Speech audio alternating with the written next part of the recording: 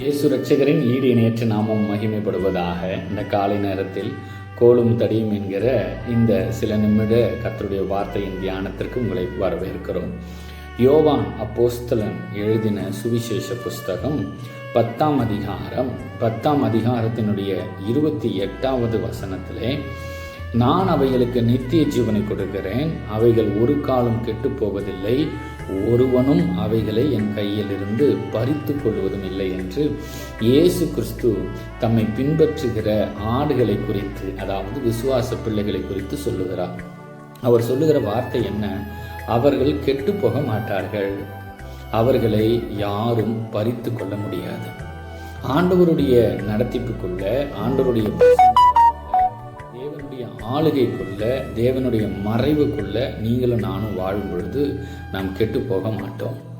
நம்மளை அவர் கையிலிருந்து யாரும் பறித்து கொள்ள முடியாது. பிசாசு துடிப்பான், பிசாசு முயற்சிப்பான், பிசாசு பலமாக போராடுவான். ஆனால் கர்த்தர் நம்ம கூட இருக்கிறபடியினால் அவர் நம்மளை யார்கிட்டையும் விட்டு கொடுக்க மாட்டார், நம்மளை விழுந்து போக விட மாட்டார், நம்மளை தோற்று போக விட மாட்டார். இந்த தேவன் நம்மளை நடத்துவார். அதனால் பயப்படாதீங்க. கர்த்தர் உங்களோடு எப்பொழுதும் இருக்கிறார், உங்களை அவர் விட்டு கொடுக்க மாட்டார். தைரியமாக இருங்க. தேவ பிரசன்னம் நம்ம கூட இருக்கிறது. அவர் கைக்குள்ளான ஆடுகளாக நம்ம இருக்கிறோம். நம்மளை நல்ல மேய்ச்சல் அவர் நடத்துவார். அமர்ந்த தண்ணீர் நடையில் நம்மளை கொண்டு போவார். நம்மளை இயேசுவின் நாமத்தில் ஆமென்.